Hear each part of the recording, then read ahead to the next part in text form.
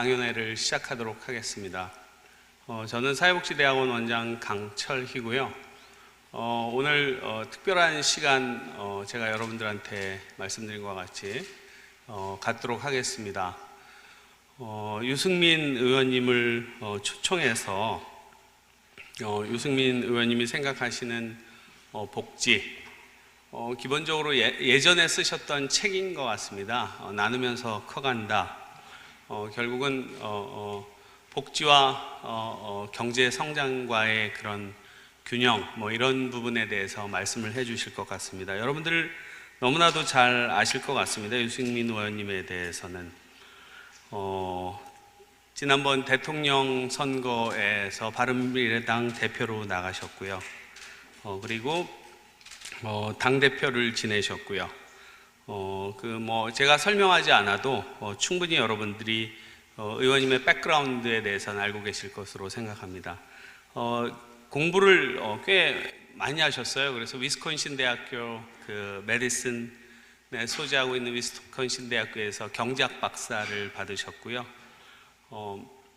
저는 개인적으로 유 의원님을 좋아하는 이유가 소신 때문에 그렇습니다. 복지와 관련해서도 뚜렷한 선을 갖고 계시고요. 인기주의에 영합하지 않으시면서 하고 싶은 그런 소신을 펼쳐나가시는 부분이 너무 아름다워서 여러분들에게도 함께 그 소중한 말씀의 기회를 갖도록 하자 하는 의미에서 오늘 이 자리를 마련했습니다. 여러분들에게 큰 도움이 되시길 바라고요. 만약에 나중에 시간이 되면 질의응답의 시간도 갖도록 하겠습니다. 자, 유 의원님을 앞으로 모실 때 크게 박수로 맞이해 주시길 바랍니다.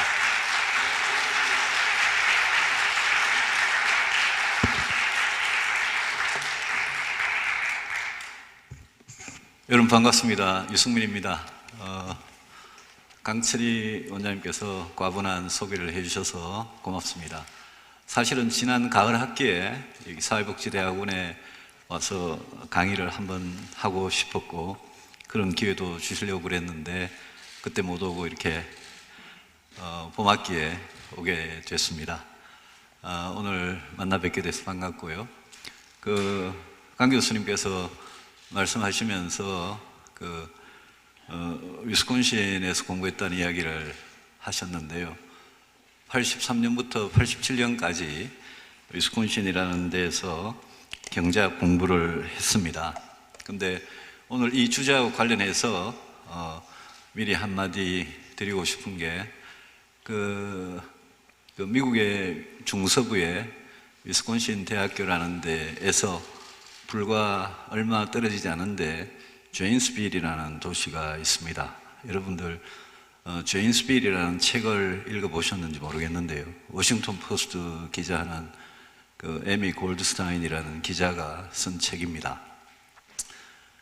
그게 메디슨이라는 위스콘신 주도에서 이 일리노이 쪽으로 가다가 시카고 쪽으로 가면 첫 번째 나오는 작은 도시고 인구가 한 4만 5만 밖에 안 되는 도시고요. 그 도시는 80년 이상 GM으로 먹고 살았습니다. GM의 조립 공장이 거기 있었는데 2008년에 미국에 금융위기가 와가지고 그 GM 공장이 문을 닫았습니다. 아주 오랫동안 있었던 공장이 문을 닫고 그 골드스타인 기자가 2008년 금융위기 터지고 제인스빌 GM 공장이 문을 닫고 그때부터 2008, 9, 10, 11, 12, 13 이 6년 동안 제인스빌 사람들이 어떻게 그 가족이 어떻게 파괴되고 어떤 사람은 극단적인 선택을 하고 어떤 사람은 멀리 떨어진 공장에서 월요일 새벽에 갔다가 금요일 밤에 돌아오는 그런 생활로 가족이 붕괴되고 해체되면서 복지가 어떻게 역할을 하고 또 어떻게 역할을 못하는 그거를 아주 생생하게 그린 책입니다. 저는 작년에 더불어민주당의 홍영표 원내대표님, 그분이 대우자동차 노조 출신인데요. 그분이 저하고 밥을 먹다가 제임스 빌 소설을 이야기하면서 자기는 눈물을 흘리면서 그 책을 봤다고 이야기해서 제가 그분한테 책을 한 권 선물을 받고 지난 여름에 저도 정말 눈물을 흘리면서 그 책을 봤습니다. 근데 그게 사실 먼데 이야기가 아니고 그 제임스 빌에 있는 GM 공장이 문을 닫고 거기에 GM으로 전적으로 의존해서 살던 한 도시의 가정들이 파괴되고 복지와 재교육과 이런 게 어떻게 영향을 미치는지 그 스토리는 사실은 우리 가까이에 널려 있습니다. 군산 GM 공장이 그렇고요. 현대중공업 군산 조선소가 그랬고요. 지금 창원, 거제, 진해에 가면 다 그런 이야기들입니다. 그래서 오늘 사회복지대학원에서는 저는 뭐 대학 강의는 많이 해봤습니다만은 이 사회복지 공부하시는 분들 앞에서 강의는 처음입니다. 복지는 또 제 전공 분야도 아니고 여기 계신 여러분들이 더 많이 아실 건데 저는 오늘 성장과 복지에 대해서 그 큰 그림에 대해서 이야기를 하고 어떻게 하면 좋을지에 대해서 이야기를 하고 어지간하면 제 강의를 한 60분 이내, 55분 정도 이내 마치고 여러분들 질문을 받도록 그렇게 하겠습니다. 여기 보시는 사진은 나누면서 커간다라는 거는 저거는 23년 전에 1996년에 제가 쓴 책의 제목입니다. 저 때는 나는 부제가 재벌정책입니다. 복지가 아니고 나누면서 커간다 이래가지고 저 재벌정책에 대해서 이제 한 권의 책을 제가 KDI에 있을 때 쓴 건데 23년 전에 제목입니다만은 그때보다는 지금 오히려 더 필요한 제목 같고 저 책을 쓸 때가 IMF가 발발하기 1년 전의 일입니다. IMF 위기가 1997년 1월에 한보철강이 부도나면서부터 시작이 돼서 그 해 말에 우리가 IMF로부터 구제금융을 받고 그때부터 그냥 경제가 왕창 무너지기 시작했는데 그 1년 전에 쓴 책인데 오늘 저 제목으로 여러분에게 성장과 복지에 대해서 좀 이야기를 해 보겠습니다. 우리 경제의 미래를 뭐가 결정하느냐? 그거는 뭐 학자들 또 전문가들 나름대로 이런저런 이야기를 할 수 있겠습니다만 저는 크게 저렇게 한번 생각해 봤습니다. 첫째는 경쟁력입니다. 경쟁력은 실력이고 경제학자들은 그거를 성장 잠재력 또 그걸 수치화한 게 잠재 성장률이라고 그래요. 저 실력은 뭐가 우리 경제의 실력을 결정하느냐? 그거는 뭐 여러분들 무엇든지 갖다 붙일 수 있을 겁니다. 보통 학자들은 경제 성장은 노동의 투입, 자본의 투입, 생산성 이렇게 이제 이야기를 하는데 그게 다 아우러져서 우리 경제가 성장할 수 있는 힘, 실력 그게 우리 경쟁력입니다. 기업의 경쟁력, 산업의 경쟁력, 대한민국 전체의 경쟁력, 우리 노동자들의 경쟁력, 대학 교수님들의 경쟁력, 의사들의 경쟁력 모든 게 우리 경쟁력이고 그게 다 합쳐서 우리 경제의 미래를 결정을 합니다.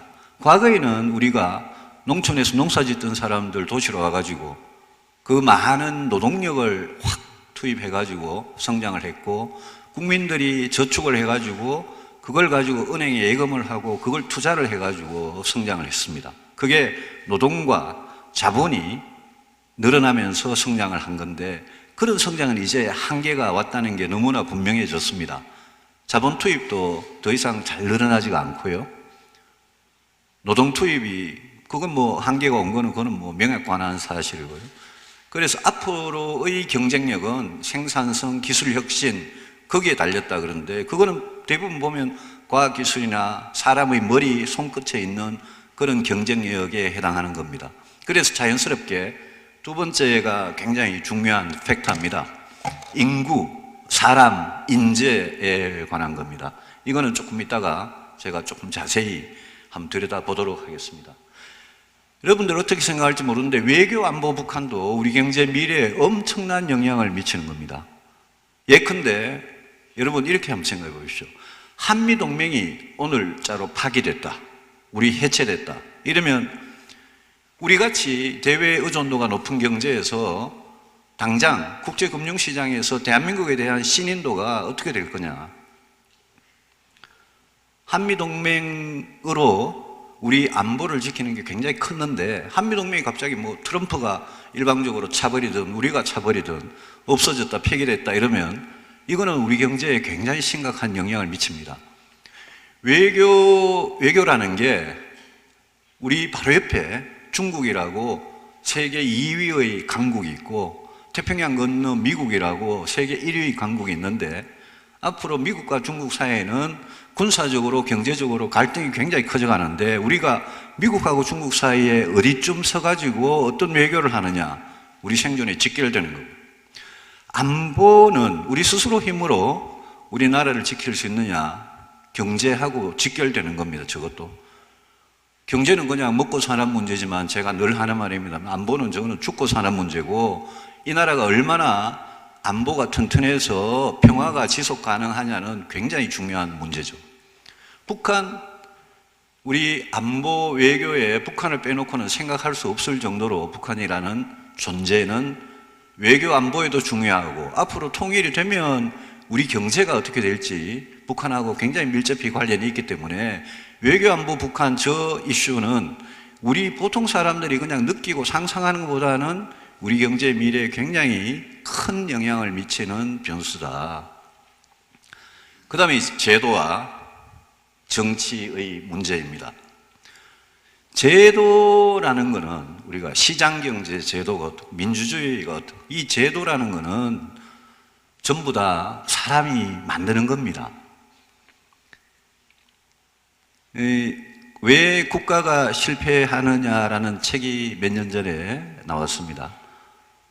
데런 에스모 글루라는 사람하고 제임스 로빈슨이라는 사람이 쓴 책인데, 거기 보면 세계 전 대부분의 나라들을 이렇게 조사를 하면서 어떤 나라가 성공했고 어떤 나라가 실패하느냐에 대해서 이렇게 쭉 비교를 했는데, 아프리카, 아시아, 남미, 또 유럽과 북미 선진국들 이렇게 비교를 했는데, 그 사람들이 그냥 아주 분명한 결론은 독재자가 약탈적인 제도를 했던 나라는 다 실패했고, 아주 포용적인 그런 제도를 만들었던 국가들은 다 성공했다, 이렇게 결론을 내고 있습니다만, 그 제도는 사람들이 만드는 거고, 그 제도를 만드는 사람들이 여러분이 뽑은 저희들 같은 이제 국회의원, 대통령, 정치를 하는 사람들입니다.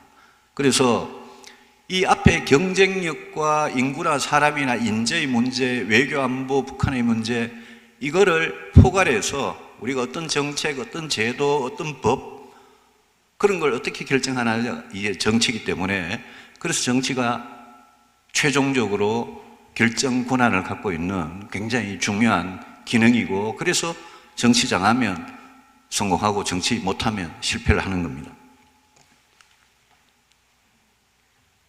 저는 늘 제 머릿속에 갖고 다니는 이 그래프가 있습니다. 여러분들하고 아주 짧게 공유를 한번 해보겠습니다. 한국 경제가 장기적으로 어떻게 되느냐인데요, 이 표가 조금 난삽해 보이는데요, 저거는 150년간의 한국 경제입니다. 전쟁이 1953년에 끝나고 그 이듬해 54년부터 2100년까지, 그러니까 지금 2019년이니까 저기 2018년까지 톱니바퀴 같이 왔다 갔다 하는 거는 우리의 실적이고요, 레코드고, 그 이후는 사람들의 전망입니다.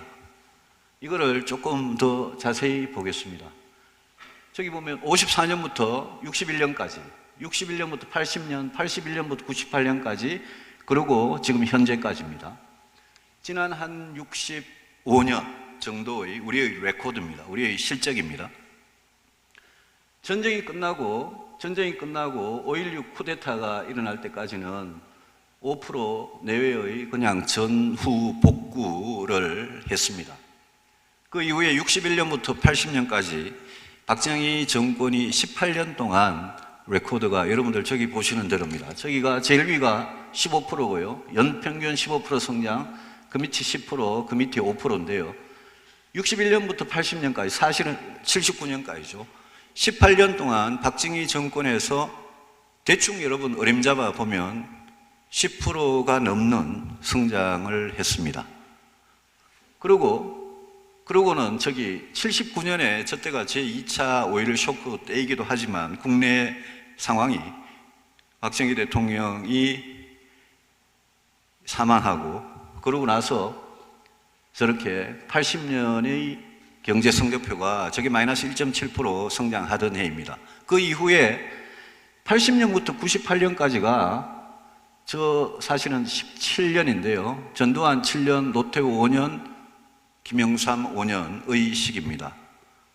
저 17년, 18년의 기간 동안 박정희 정권에 비해서 여러분 이제 하락하는 추세를 보기 시작할 거고, 그 하락의 끝이 1998년 IMF 위기입니다. 저때 마이너스 5.5% 성장을 했습니다. 저 IMF 위기가, 1998년의 IMF 위기가 마이너스 5.5% 성장이라는 그냥 단순한 숫자 하나로 끝나는 게 아니고, 그 이후에 우리 경제가, 그 이후에 여러분들 보시는 대로 98년에 마이너스 5.5% 성장을 하고 99년에는 통계적으로 반등을 했다가 그 후부터 쭉 내리막길을 걷게 된 게 저게 김대중, 노무현, 이명박, 박근혜, 문재인 22년입니다. 1997년에 시작했던 IMF 위기가 97년 말에 IMF에 깡듯이 총대라는 사람이 와서 우리가 그 사람한테 거의 항복 문서 쓰듯이 달러를 빌리고, 그 이후에 몇 년 동안 IMF와 돈을 빌려준 IMF와 ABRD가 시키는 대로, IBRD는 세계은행이고요, 시키는 대로 기업 구조 조정하고 금융 구조 조정하고 여러 가지 경제 정책을 그 사람들 시킨 대로 대부분 했습니다. 그 이후에 우리 경제가 진짜 회복을 했어야 되는데, 여러분들 저 보시는 저 추세선대로 98년 이후 우리 경제는 쭉 내려와서 5%에서 푹 꺼져가지고 2010년 정도가 지나면서 지금 저렇게 보시는 대로 3%, 2% 선에서 왔다 갔다 하고 있습니다. 앞으로 이야기입니다. 앞으로 어떻게 될 것 같냐? 여기 선이 여러 가지 복잡하게 있는데, 중간에 빨간 선, 그 밑에 연보라색, 그 밑에 연두색, 이거는 KDI라는 연구소 박사들이 추정한 겁니다. 빨간색은 낙관적인 시나리오, 연보라는 중간 시나리오, 밑에 연두색은 비관적인 시나리오.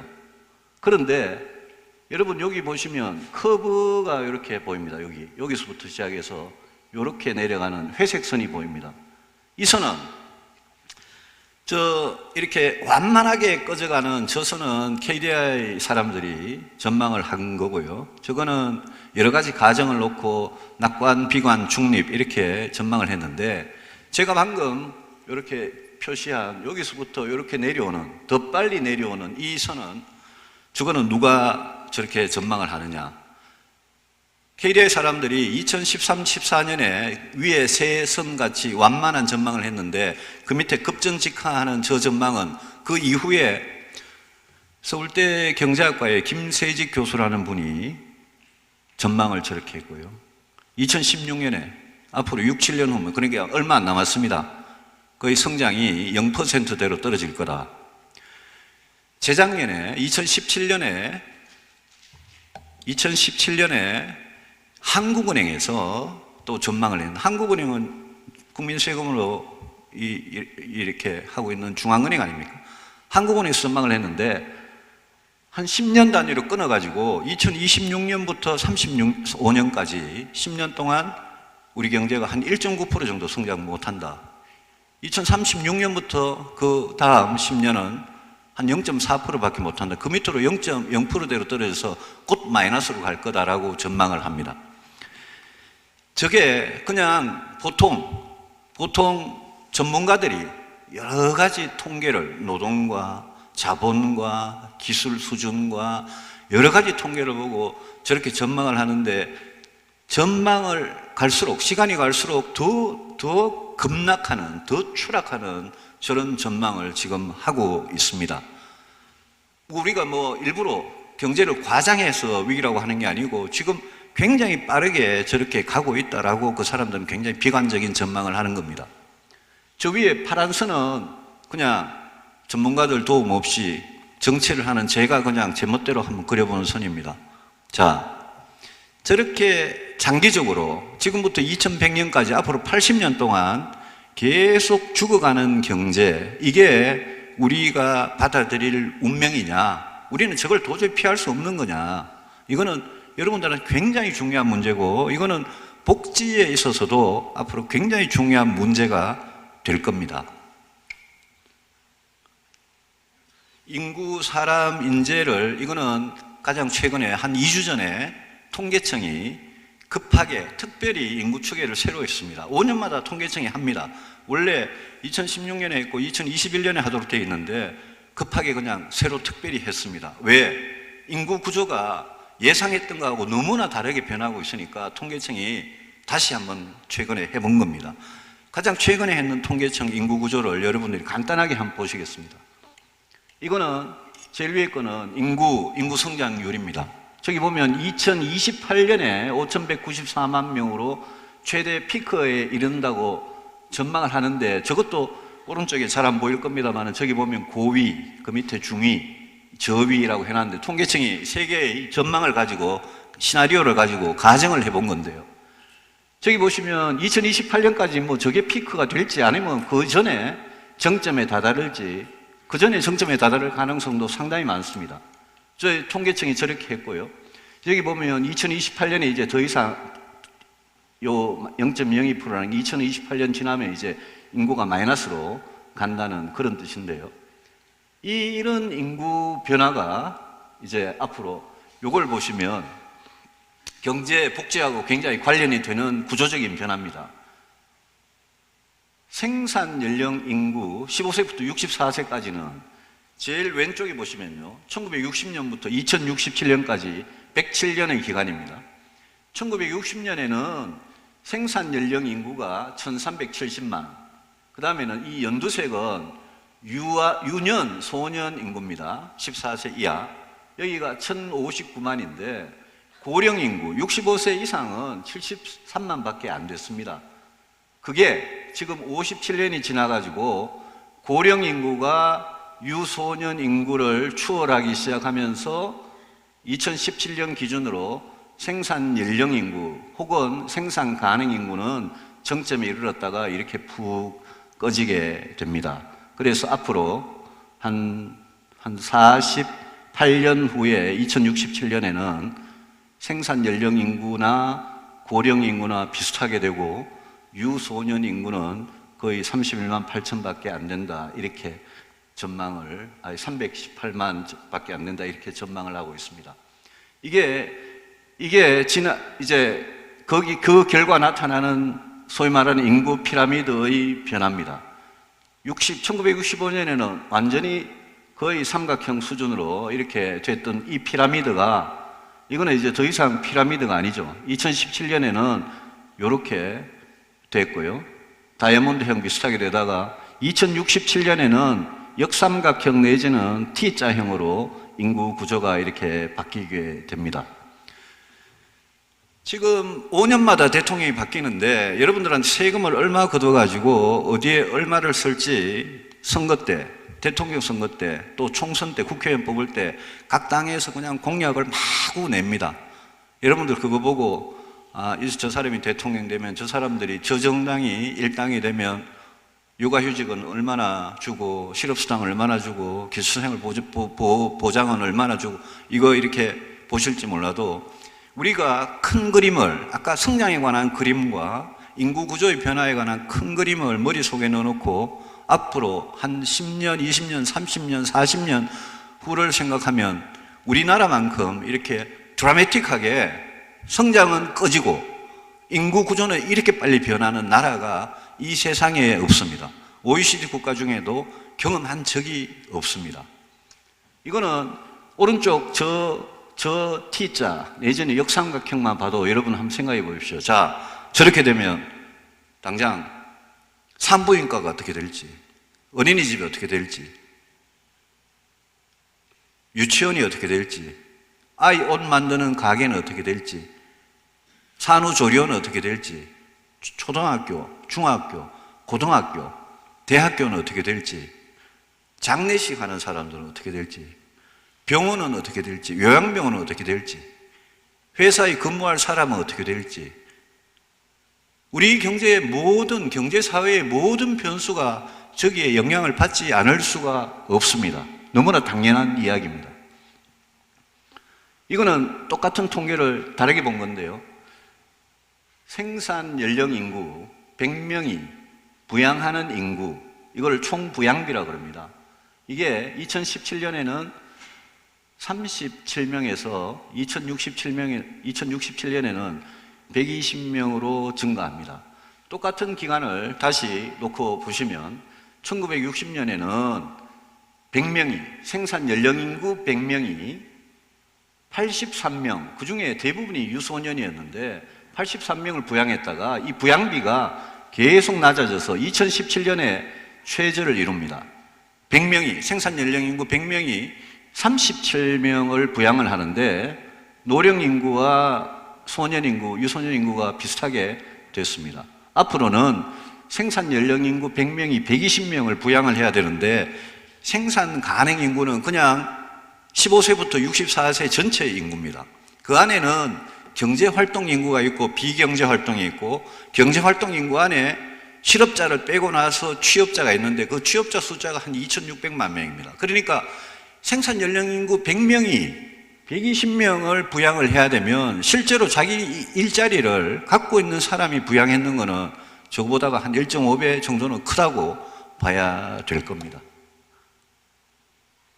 작년 통계입니다. 합계 출산율 0.98, 출생아 수 32만 6,900명, 저출산이라는 재앙에 이미 들어섰습니다. 한국은 집단 자살 사회라는 저 기분 나쁜 소리를 한 사람은 IMF 총재인 크리스틴 리가르드라는 그 사람이 총재가 우리 서울에 와서 이제 저런 이야기를 기분 나쁜 소리를 했는데 뭐 기분이 나빠도 어쩔 수 없는 이야기입니다. 집단적으로 인구가 더 이상 늘어나기는커녕 점점 줄어들면서 아주 극단적으로 예측하는 학자들은 대한민국이라는 나라가 사람이 없어가지고 소멸될 거다, 지구상에서 없어질 거다, 이렇게 이야기를 합니다. 오늘 이야기를 할 게 이제 여러분들과 같이 생각을 해보는 겁니다. 성장과 복지. 경제가 성장하면 일자리 생기고 고용 없는 성장이라고 이야기를 하지만 고용 없는 성장이란 말은 100% 옳은 말이 아닙니다. 여러분, 경제를 이야기할 때는 100% 옳은 말도 없고 100% 틀린 말도 없습니다. 사회과학이라는 게 그렇습니다. 고용 없는 성장이라는 굉장히 과장된 이야기죠. 옛날에는 1% 성장하면 한 15만 명 정도 만약 취업자 수가 증가했다면, 일자리가 만들어졌다면 과거에 비해서 그 효과가 줄었지만 여전히 성장은 고용을 창출합니다. 성장하면 일자리가 만들어지고, 성장하면 세금을, 기업들도 법인세 내고 개인은 소득세를 내고 부가가치세를 내고 세금을 거둬들입니다. 그 돈으로 이제 복지를 하는 겁니다. 그래서 일자리 자체가 복지란 말도 있지만 일자리를 만들어내서 많은 사람들의 기본적인 생활 욕구를 해결해 주는 것, 또 어려운 사람들을 돕기 위해서 정부가 돈을 쓰고 싶은데 그게 세금에서 나오는데 세금은 성장을 해야 세금이 거둬진다는 아주 평범한 진리. 그래서 성장을 해야 복지가 가능하다라는 저 명제는 상당히 저는 옳다고 생각합니다. 그 밑에가, 자, 복지를 열심히 하면, 복지 지출을 열심히 하면 성장을 할 수 있느냐라는 질문입니다. 복지를 강화하고 사회 안전망을 강화할 때 그게 성장과 일자리에 얼마나 도움이 되느냐라는 이야기입니다. 이 점에 대해서 저는 100% 부인할 생각은 전혀 없습니다. 요즘 소득주도 성장, 문재인 정부의 소득주도 성장을 가지고 저도 그거 그냥 쓰레기통에 쳐놓고 복지를 열심히 하는 부분은 하자라고 주장합니다만은 아주 강하지는 않지만 약한 그런 연결고리는 저는 있다고 생각을 합니다. 그 밑에 적어놨습니다만은 복지, 분배, 사회안전망 강화가 우리 헌법이 규정한 인간의 존엄과 같이 인간다운 생활의 보장을 통해서 양극화 불평등을 완화하고 공동체의 안정을 시켜서 성장에 도움을 주는 그런 저는 이런 인과관계, 그런 연결고리가 있다고 생각을 합니다. 그러나 우리가 복지 분배를 열심히 하면 그러면 성장이 보장이 되느냐? 이거는 좀 별개 문제입니다. 나중에 이야기를 하겠습니다만은 그거는 논리 자체가 좀 다른 영역에 관한 이야기입니다. 장르가 다른 이야기입니다. 교육은 앞으로 굉장히 중요합니다. 교육이 경제 성장에 도움이 되고 일자리 도움, 저거는 저는 앞으로 갈수록 중요해지는 거라고 생각을 합니다. 그래서 성장이 복지의 필요 조건인데 복지가 성장의 필요 조건인가? 저게 대해서는 우리가 일단 세모표 정도로 해놓고 지나가겠습니다. 먼저 성장의 가치에 대해서 이야기를 해보겠습니다. 저 위의 사진은 아일랜드라는 영국 옆에, 영국의 서쪽에 아일랜드라는 작은 나라가 있는데 아일랜드라는 나라에 얼마 전에 다녀왔습니다. 아일랜드라는 나라 수도가 더블린입니다. 더블린이고 더블린에 가면 뭐 샌드강, 한강 비슷한 강이 리피 강이 있는데 리피 강변에 세운 조각상입니다. 사진이 별로 깨끗하지가 않습니다만은 저 조각상 가까이 보면 저게 1845년부터 한 7년에 걸쳐서 아일랜드 사람들의 주식인 감자에 전염병이 와가지고 감자 수확이 확 줄어들어가지고 당시 아일랜드 인구가 800만인데 100만이 굶어 죽었습니다. 그리고 굶어서 100만이 이민을 갔습니다. 주로 미국으로 갔습니다. 여러분들 미국 가면 내가 아일랜드 출신이라는 사는데 뭐 할아버지 계통이든 할머니 계통이든 아일랜드 출신들이 무지 많고 자기들 주장으로는 뭐 한 7천만 된다고 그러는데 잘은 모르겠습니다. 그 사람들이 혈통 조금만 섞여도 아일랜드 출신이라고 주장하고 실제 그 라스트 네임에 O자 들어간 거 무슨 뭐 그다음 MC자 들어간 거 이런 거 아일랜드 전부 다 아일랜드 네임입니다. 아일랜드 사람 무지 많긴 많습니다. 레이건, 케네디 전부 다 아일랜드 사람들. 그런데 저 아일랜드 사람들이 불과 한 160년 전에 농사 지어가지고 주로 감자만 해가지고 먹고 살던 사람들이 인구 800만 중에 100만이 아사를 하고 100만이 이민을 가고 지금 현재 아일랜드 인구가 150년 전에 800만이면 지금 현재 한 500만 정도 수준입니다. 근데 저 나라가 또 2008년 금융위기 때 가장 고통을 많이 겪었던 나라는 저 나라가 지금 1인당 GDP가 7만 5천 달러고 세계 5위입니다.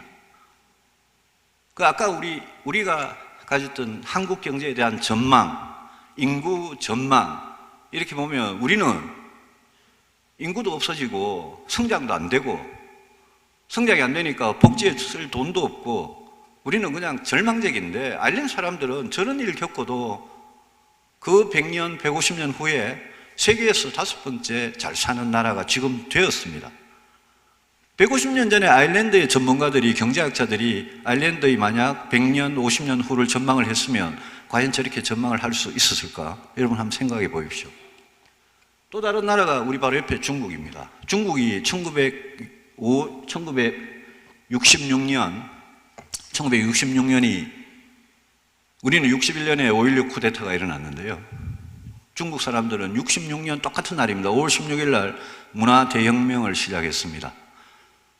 저 때부터 수많은 사람, 아일랜드 100만 굶어 죽은 것보다 훨씬 많은 사람들이 굶어 죽고 문화혁명 과정에서 살해당하고 고문당하고 유배당하고 그랬는데 중국에서 거의 암흑기 비슷한 시기가 66년부터 76년 모택동 사망 때까지입니다.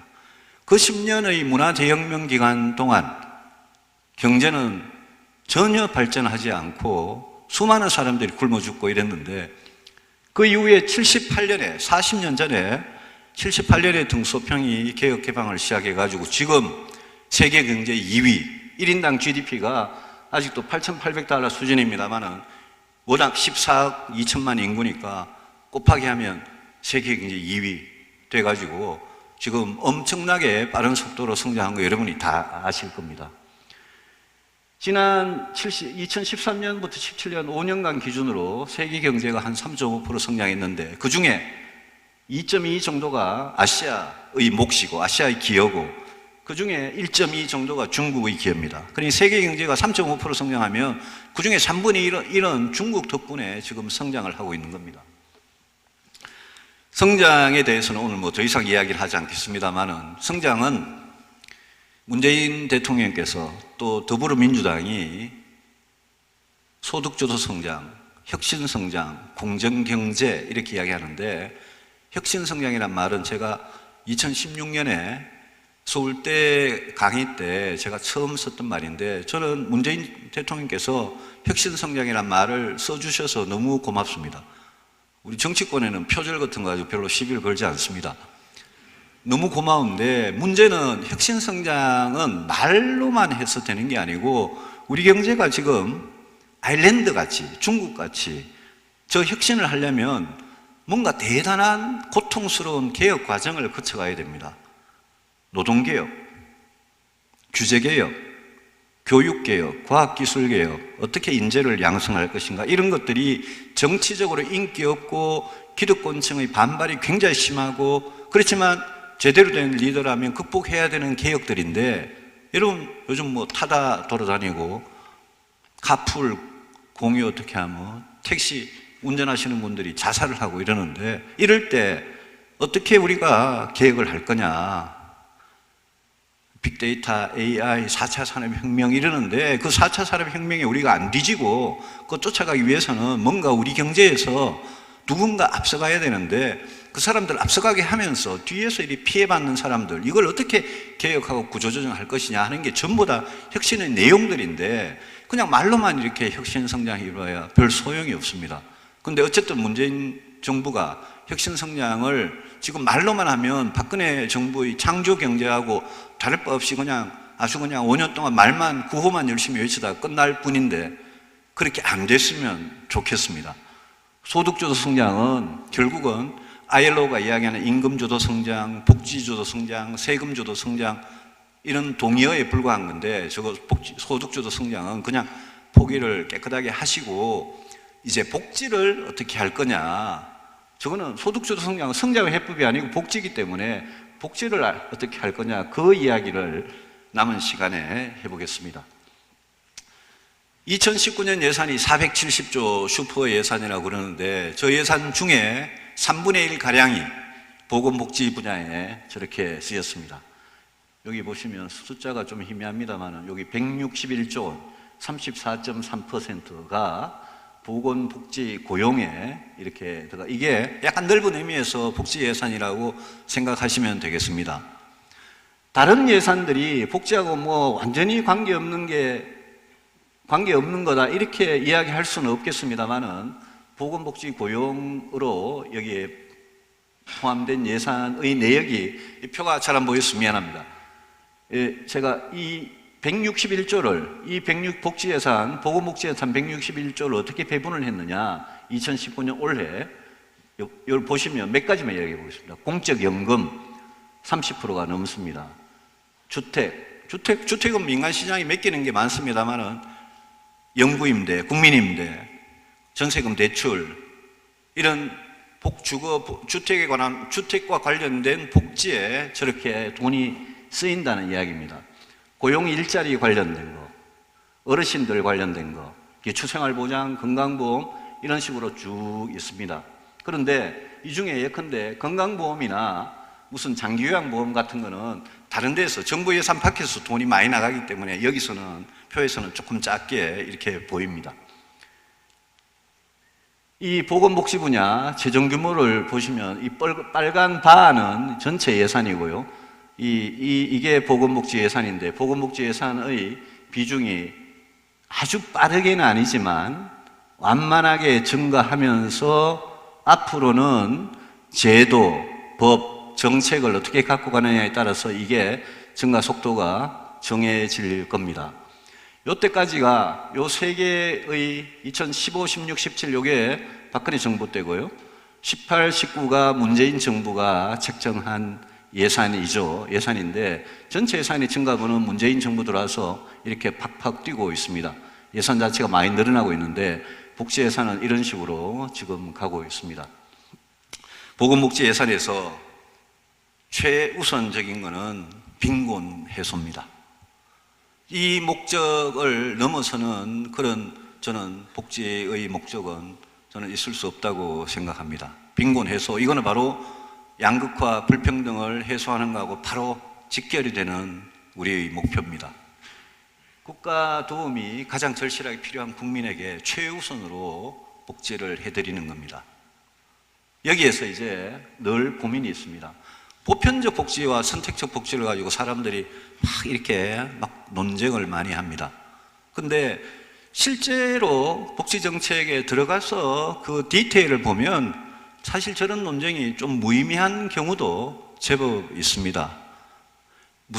무상급식을 가지고 2010년, 11년에 정의당과 그때 당시에 민주당의 전신이 그쪽에서 진보정당 쪽에서 무상급식을 가지고 이제 이렇게 들고 나왔을 때 보수 정당이 그걸 가지고 반대를 했습니다. 근데 무상급식 같은 거는, 초등학교 무상급식 같은 거는, 저거는 선택적으로 하기가 정말 쉽지 않습니다. 아까 제가 처음에 이야기했던 제임스빌이라는 소설이 보면 파커스 클로짓이라고 그래가지고 망하니까 갑자기 GM이 공장을 문을 닫고 일자리를 잃으니까 실업급여를 얼마 못 버티고 온 가족이 가난해지기 시작해서 어린 애들이 이제 맥도날드 가가지고 알바를 하고 이렇게 시작을 합니다. 그러면서 그로서리 가가지고 시장 보러 가가지고 이제 살 수 있는 게 별로 없고요. 그 자리에서 신문에서 뜯어간 쿠폰을 꺼내는 것도 이것도 창피해지기 시작하고요. 애들이 학교에서 치약, 운동화, 무슨 연필 이런 거를 살 수가 없어서 걔들이 수치스럽지 않게 와서 조용히 와가지고 갖고 갈 수 있는 파커스 클로짓이라는 걸 장롱에다가 필요한 거 넣었으니까 공부 끝나고 학교 끝나고 조용하게 와서 그냥 가져가라고 해놓은 겁니다. 무상급식 저거는 보수 정당이 저거 세금으로 어떻게 이병철 손자까지 공짜로 밥을 주냐 이렇게 말하다가 혼이 난 사안입니다. 경제학자들도 스티그마라는 게 수치, 낙인 이런 겁니다. 스티그마 이펙트라고 낙인 효과, 수치 효과, 이거 복지에서 굉장히 좀 피하고 싶은 그런 겁니다.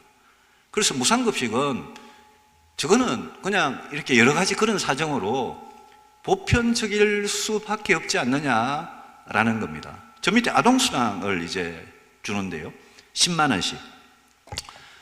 아동수당을 주는데 소득 기준으로 하위 70%까지만 예컨대 10만 원을 주자라는 그런 아이디어를 이야기를 합니다. 주로 보수 쪽에서. 근데 아동수당을 주는데 어느 집에 자녀가 있느냐를 식별하기는 굉장히 쉬운데 그 집이 소득 하위 70%에 해당하는지 안 하는지를 식별하는 거, 이거는 국세청 자료고 뭐고 다 갖고 와도 보통 어려운 일이 아닙니다. 그래서 행정비용이 더 든다 이래가지고 아동수당 그냥 100% 다 주자라고 이렇게 변했습니다. 근데 정작 중요한 문제는 뭐냐 하면 이렇게 한번 생각해요. 2014년이었습니까? 송파의 지하 1층에 살던 송파 세모녀가 자살을 했습니다. 70만 원 하얀 봉투에 넣어서 주인한테 집세하고 공과금이 밀려서 죄송하다 이렇게 70만 원 남기고 송파 세모녀가 자살을 했습니다.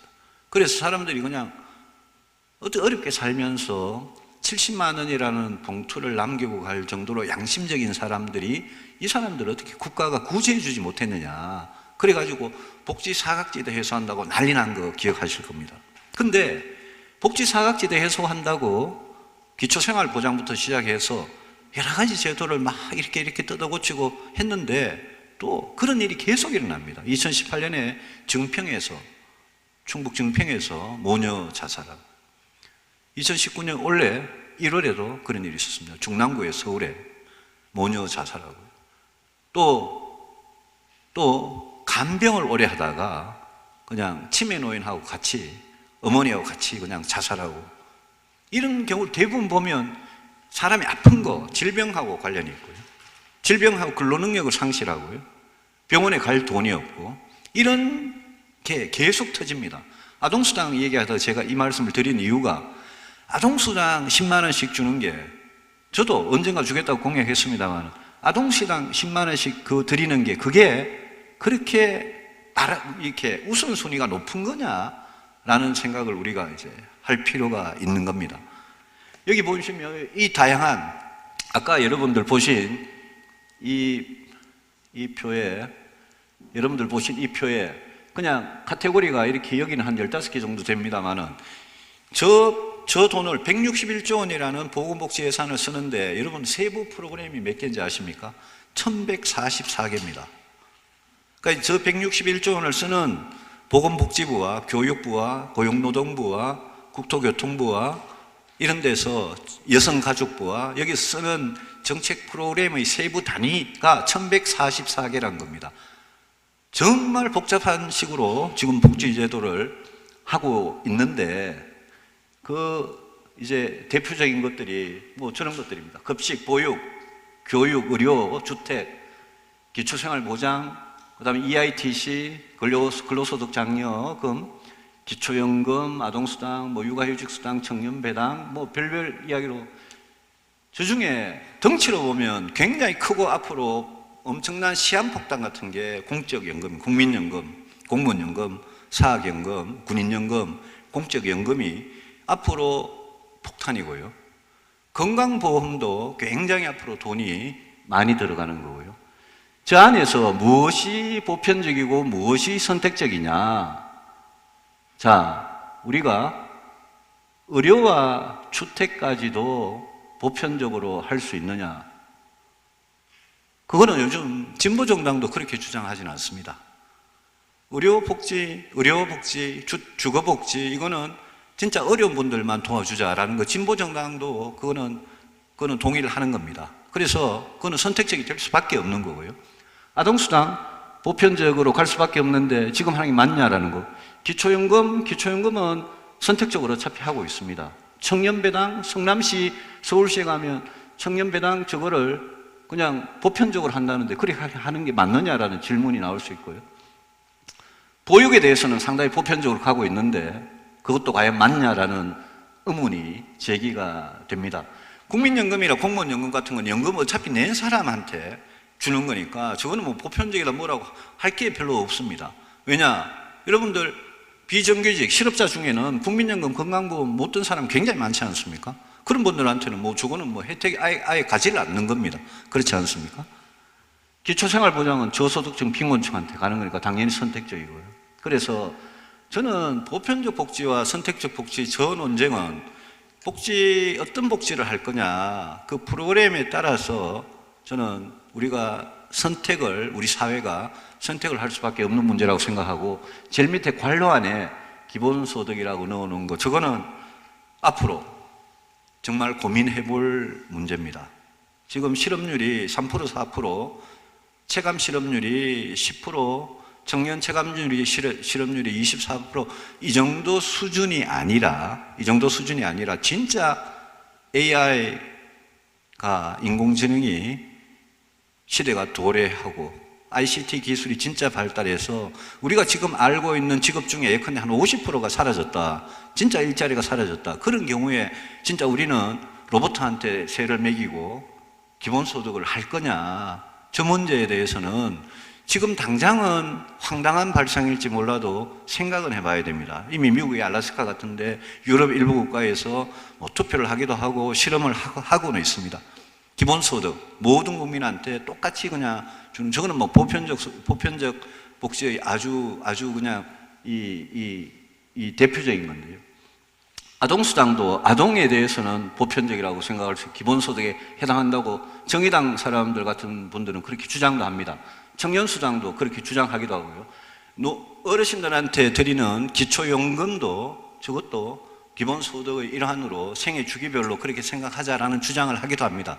어쨌든 이 기본소득은 아직은 시행하려면 시간이 멀었고 기본소득을 하려면 기존에 하던 수많은 아까 세부 단위로 1144개나 되는 그 복지 프로그램들을 그대로 두고 기본소득을 한다는 건 있을 수 없으니까 기본소득을 만약 도입하면 기존의 복지제도는 엄청난 변화를 겪어야 한다는 말입니다. 복지전달, 아까 송파 세모녀 이야기했습니다마는 복지전달 체계의 개혁, 사각지대의 해소, 그걸 위해서는 우리 주민자치센터에 가면 요즘 갈수록 사회복지 담당하는 공무원들이 늘고 있는데 그분들이 진짜 얼마나 잘 하느냐, 전달을 하느냐, 그 체계의 문제에 대해서도 중앙정부와 지방정부와 아주 말단의 모세혈관과 같은 그런 조직에서 얼마나 이 복지 전달이 잘 되느냐, 이것도 정보를 아는 사람만 중복해서 혜택을 받고 모르는 사람은 그냥 어떻게 신청하는지도 모르고 그냥 지나가는 거 아니냐라는 문제에 대해서 생각을 해봐야 됩니다.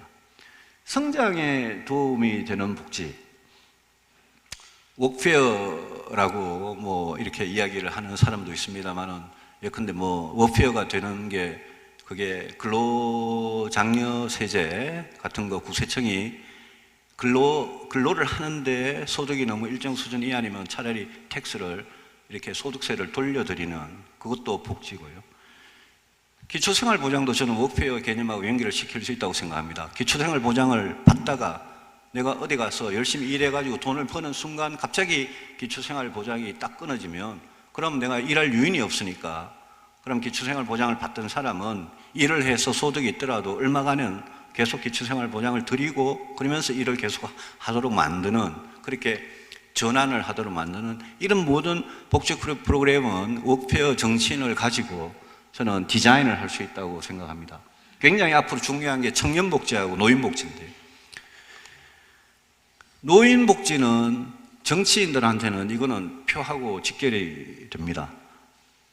아까 여러분 인구구조 변화에서 보셨지만 특히 노인표를 가지고 정치를 해야 되는 보수적인 정당 입장에서는 노인복지를 소홀히 할 수가 없을 겁니다.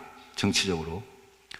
그러고 아까 여러분 생산 연령 인구하고 노인 고령 인구하고 이렇게 느는 속도를 보시고 우리 인구 피라미드 구조가 변하는 걸 보셨는데, 노인복지 쪽은 기초연금이든 건강하고 관련된 거든 앞으로 엄청나게 돈이 많이 들어가는 분야입니다. 근데 며칠 전인가요? 이화여대 최재천 교수님이 쓴 칼럼을 아주 저는 재미있게 봤습니다. 그분은 이제 동물들은 이제 번식을 하고 나서 곧 죽음이 오는데, 번식을 하고 나서도 한참 동안 사는 게 이게 이제 인간인데, 요즘은 갈수록 이제 100세, 120세 이래 사니까 그분 주장은 어르신들한테 65세 이상 노인들한테 더 많이 일을 하도록 해서 근로소득을 가져가도록 만들고, 지금 취업이 안 되고 아니면 취업해도 비정규직 때문에 제대로 소득이 없고 사회보장 혜택에 가입을 할 수가 없는 그런 청년들한테 복지를 잘해주자. 저는 이건 앞으로 우리 사회에서 굉장히 중요한 세대 간 문제라고 봅니다. 저는 최재천 교수 말씀을 굉장히 흥미롭게 들었는데요. 만약 그 말씀이 맞다면 지금 정부가 세금으로 어르신들 일자리 많이 만들도록 하는 거를 그냥 비난만 할 일은 아니라는 생각이 듭니다. 65세, 저도 얼마 안 남았습니다만은 60세, 65세가 근로를 할 수 있느냐? 당연히 할 수 있습니다. 오늘 어느 신문에 일본에서 치매 어르신들이, 치매 노인이 어떻게 근로를 해서 본인이 컨디션도 좋아지고 삶의 활기도 의욕도 생기고 하는 거, 그 기사 보고 저는 저게 정말 저럴까 신기했는데요. 이 65세 이상 고령 인구로 하여금, 이거는 이제 임금 피크제나 정년을 없애는 거나 이런 문제하고 다 있는 겁니다.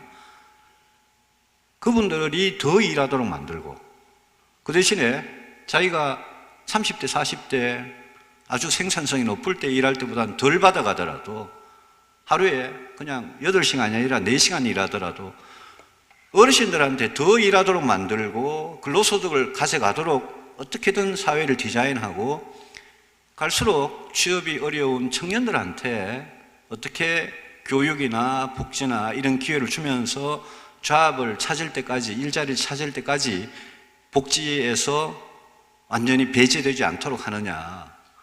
이거는 저는 앞으로 굉장히 중요한 이슈라고 생각합니다. 이제까지는 정치권에서, 국회에서, 정부에서 노인복지 쪽에 돈 그냥 왕창 그냥 갖다 쓰는 것 쪽으로 계속 해왔는데 그 강조점이 자원의 배분이, 복지 재원의 배분이 좀 달라지는 데는 굉장히 정책적인 저는 통찰이 필요한 부분이라고 생각합니다.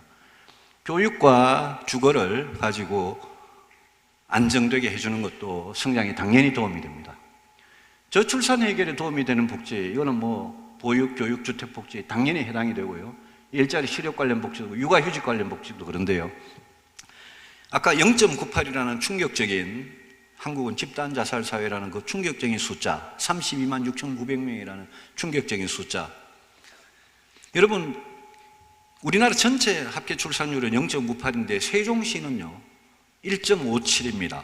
OECD 평균이 2, 3년 전에 1.68 정도 되는데요. 세종시는 불과 몇 년 전만 해도 1.7, 1.8, 1.9였습니다. 합계 출산율이. 대한민국 국민들은 평균적으로 일반적으로 아이를 안 낳는데, 아이를 낳지 않는데 세종시에는 왜 이렇게 출산율이 높으냐?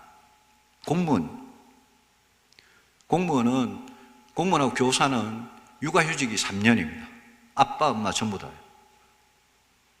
저 아까 말씀드린 최지천 교수 또 이야기하는 그 중에 하나가 앞으로 아빠, 엄마가 각각 육아 부담을 2분의 1씩, 가사 부담을 2분의 1씩 하는 제도를 바꿔주면 그러면 출산율 해결에 상당히 도움이 될 거다. 저는 육아휴직도 같은 대한민국 국민들인데 공무원 교사는 아빠, 엄마 다 3년씩 쓸 수 있습니다. 근데 일반 회사에서는 법적으로 허용된 1년을 쓰는 것도 눈치 보여가지고 못 쓰다가 최근 몇 년간 이제 겨우 변화가 시작되고 있습니다. 그 저출산 문제 가지고 우리가 재앙이라 그러면서 이걸 해결해야 한다고 그러면서 제도적으로 우리가 그런 노력을 안 하고 있는 겁니다. 그래서 다른 나라들도, 프랑스 같은 나라들 보면 합계 출산율이 꺼지다가 돈과 시간과 교육과 주택과 일자리와 여기에 정부 정책이 종합적으로 되면서 그러면 내가 아이를 낳아도 내 자식이 내보다 더 잘 산다는 희망이 있어야 아이를 낳을 테니까 그렇게 정부 정책이 저기에 이제 들어가야 된다라는 겁니다. 저는 중부담 중복지를 이야기합니다. 이게 표가 사진이 좀 작아서 죄송합니다만 우리 2014년 기준으로 한국이 여기 있습니다. 요거는 국민이 얼마나 부담하느냐, 이거는 GDP에서 복지 지출이 얼마나 차지하느냐, 한국은 여기 있습니다. 여기 유럽 국가들, 덴마크, 프랑스, 스웨덴, 이태리, 독일은 여기 있습니다. 유럽의 약간 사회민주주의 전통이 있는 나라들입니다. 사회민주주의 전통이 약한 영국, 여기 있습니다. 미국, 여기 있습니다. 일본, 여기 있습니다. 이게 OECD 주요 국가의 평균입니다. 이 중간에 십자가가 교차하는 저 지점이, 저는 한국이 지금 이게 2014년, 15년 통계인데 한국이 여기에서 이렇게 가고 있습니다만은 저기에서 저는 이까지 가는 거를 장기적인 목표로 삼는 게 현실적이라고 생각을 합니다. 밑에는 위대한 개츠비 커브라는 건데 이거는 앨런 크루거라는 미국의 경제학자입니다. 최근에 세상을 뜬 젊은 사람인데 이 사람이 지니 계수하고 세대 간 소득의 탄력성이라, 이거는 세대 간 약간 계층 이동성 비슷하게 생각하시면 될 것 같은데요. 이 R스퀘어가 제법 한 0.7쯤 되는데 여기 보면 남미, 페루, 브라질, 칠레, 중국 이런 나라들이 지니 계수도 높고 소득 불평등도 높고 계층 간 이동성도 되게 약한 나라고, 여기에 오른쪽 위에 있던 이 고부담 고복지 국가들이 여기에 있습니다. 스웨덴, 덴마크, 핀란드, 노르웨이, 독일, 뭐 여기 프랑스 여기에 있습니다. 여기 안타깝게도 한국은 여기 그림에 표시를 못했습니다만은 마지막 이제 강의를 마무리하겠습니다. 저걸 어떤 사람이 뭐 딜레마가 아니고 트릴레마 세 가지 사이의 모순이다 이렇게 이야기를 하는 것을 봤는데요. 복지하고 여러분들이 내는 세금하고 또 세금으로 부족해서 국가의 채무로, 국채는 뭐 국가가 발행하는 채권의 이름이기도 합니다만 국가 채무를 줄여서 여러분들이 국채라고 생각을 하시면 복지하고 세금하고 국가 채무의 트릴레마를 어떻게 해결할 거냐. 이 이야기는 정권마다 하지 않는 정권이 없었습니다. 보수 정권이든 진보 정권이든 자기가 집권하면 재정개혁부터 하겠다.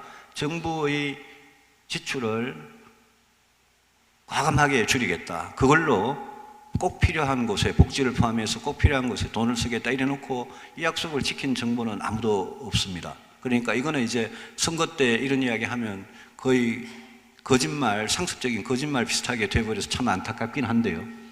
재정개혁, 재정지출 구조조정, 이거는 정권마다 공연물인데 이거는 하기는 해야 됩니다. 저 안에 들어가는 게 비과세 감면이나 지하경제 문제나 아니면 국가보조금 문제나 그런 게, 또 공무원들 임금 동결을 할 거냐, 지출을 정말 불필요한 곳에 지출을 줄일 거냐, 뭐 연말 되면 맨날 보도블로그에 떠들었다가 뭐 다시 하는 이야기 합니다만 그런 지출 어떻게 줄일 거냐라는 이야기이기 때문에 책임 있는 정부라면 이거는 꼭 할 필요가 있는 겁니다. 미래 세대를 위해 저는 국가 부채를 증가시키는 것은 최대한 피하자는 주장을 합니다. 국가 재정은, 복지에 쓰는 돈은, 국가 재정은 이거는 최후의 도피처, 최후의 수단, 라스트 리조트라고 이야기를 합니다. 우리 97년에 IMF 위기를 겪고 나서 기업 구조조정하고 금융 구조조정 하는데 그때 공적 자금을 댔습니다. 공적 자금을 어디서 댈 수 있느냐? 국가 재정이 평소에 튼튼해야지 공적 자금을 댈 수가 있습니다. 그래서 국가 재정이라는 것은 마지막 수단이기 때문에 국가 부채를 증가시키는 일이 이건 좀 피하자. 이거 굉장히 어려운 일인데 저는 이거 하면 굉장히 크게 우리가 지속 가능한 복지를 할 수 있다고 생각합니다. 국민연금 개혁, 공무원연금 개혁, 군인연금 개혁, 사학교원연금 개혁. 기본적으로 조금 내고 많이 받는 연금 구조에서 더 내고 덜 받는 연금 구조로 바꾸는 거고요. 공무원연금 개혁은 장기적으로 국민연금 개혁하고 국민연금하고 통합을 시키는 겁니다. 여러분들 공무원들이 지금 연금 혜택이 낸 돈에 비해서 받아가는 게 국민들보다 더, 지금은 많이 갭이 줄어들었습니다만 여전히 더 나았고요. 이 국민연금에 대해서 우리나라 국민들이 굉장히 불신을 하고요. 여기 보시면요, 2018년 국가부채, 여기 있는 국가부채는 보통 국가 채무하고는 조금 더 넓은 개념입니다.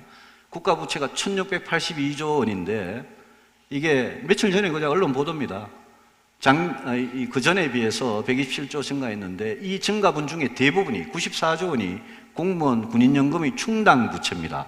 앞으로 충당해야 되는, 그래서 부채라고 이름을. 지금 현재 공무원 군인연금 충당 부채 총액이 1000조 원 가까이 되고, 박근혜 정부 때 공무원연금 개혁을 그거 하다가 저도 그거 해놓고 이제 원내대표를, 새누리당 원내대표를 그만뒀습니다만은, 공무원연금 개혁을 100점짜리를 못하고 뭐 점수야 뭐 매기는 사람 기분이겠지만 한 50점짜리 공무원연금 개혁을 했습니다. 굉장히 어려웠습니다. 민노총이 전국 공무원 노동조합 전공노가 저항을 하고 난리가 나가지고 더불어민주당이 민노총한테 꽉 잡혀가지고 뭐 절대 양보 안 하고 교원들이 들고 일어나고, 정치하는 사람은 공무원 연금개혁, 교원 연금개혁, 군인 연금개혁 이 주장 함부로 잘 못합니다. 근데 이거 그대로 놔두면 어떻게 되느냐? 이거 여러분들 많이 그냥 보는 건데요. 현재 보험료, 국민연금 보험료 그대로 유지하면 2057년가면 저렇게 고갈됩니다. 적립기금이 쑥 올라갔다가 쑥 사라져가지고 사라지고요. 소득 대체율을 지금 현재 40%에 45% 인상하고 보험료율 인상해도 뭐 몇 년 더 못 갑니다. 소득 대체율을 50% 주고 저 보험료율을 13% 인상해도 뭐 거의 비슷하고요. 저 국민연금을 앞으로 어떻게 할 거냐. 저 국민연금 개혁 저거는 이번 정권이 안 하면 또 다음 정권이 안 하면 이제 얼마 남지 않았습니다. 그러고 갈수록 지금 젊은 사람들일수록 국민연금에 대한 신뢰가 갈수록 바닥이고 가입을 안 하려고 그러고 가입 안 하면 아까 기금 고갈 시기가 더 빨리 당겨질 거고요. 몇 세 이하 주기로 약속한 그분들한테 연금은 그냥 무조건 지급이 돼야 되는 거 법적으로. 이미 그분들이 갖고 있는 권리를 소급해가지고 줄이기도 참 쉽지 않고요. 그래서 이런 개혁은 빨리 할수록 좋습니다. 저 부분에 대해서 특히 공무원하고 군인연금 개혁, 사학교원연금 개혁, 그 다음에 그걸 국민연금하고 이렇게 같이 해서 하는 이 4대 공적연금의 개혁은 저는 이거는 앞으로 우리 복지재정에 굉장히 큰 영향을 주는 거기 때문에 지금 문재인 대통령께서는 개혁과 반대 방향으로 가려고 합니다. 그러니까 내는 거는 더 이상 내지 말고 받는 거 더 받도록, 그게 소득 대체율을 40에서 50으로 올리자는 이야기거든요.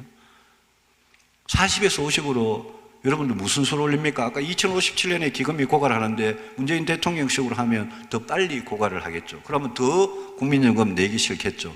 그러니까 지금 젊은 세대가 그래 국민연금 가입하면 나중에 내가 이 정도 혜택을 받고 이게 믿을만 하다라는 그런 신호를 주기 위해서는, 신뢰를 주기 위해서는 이거는 굉장히 빨리 개혁을 해야 됩니다.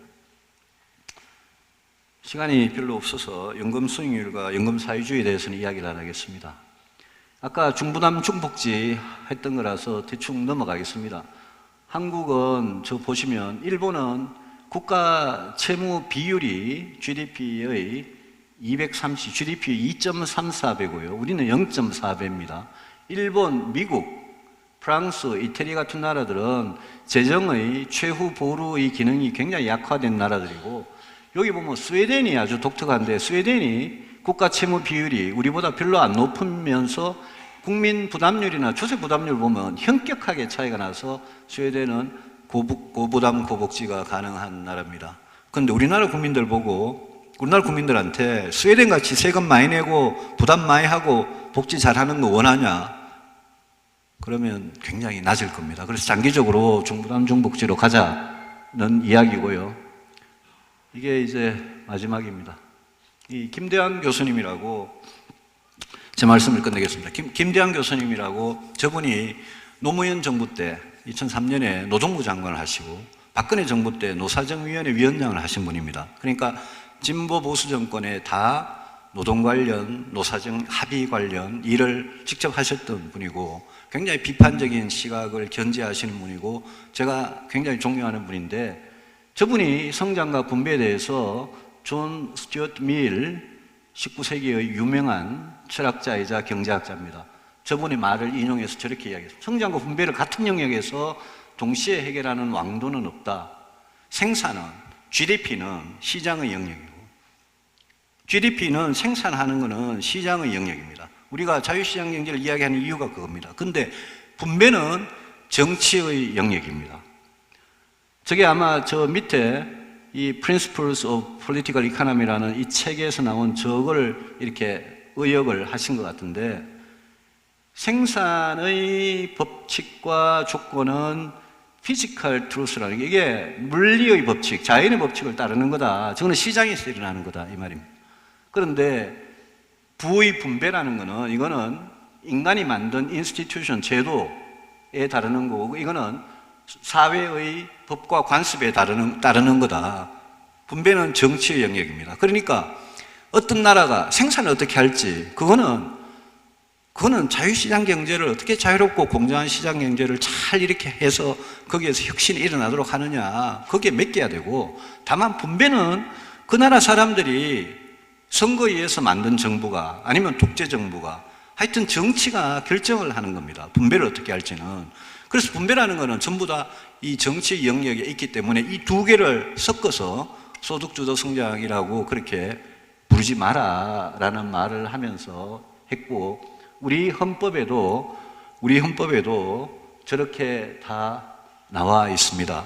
그래서 우리 헌법 이야기는 더 이상 생략하겠습니다만, 우리 헌법에도 자유시장 경제를 하되 복지와 경제력의 남용이나 독점의 문제나 경제민주화나 이런 문제하고 관련된 문제는 그거는 정부가, 국가가 규제하고 조정할 수 있다라고 되어 있지 않습니까?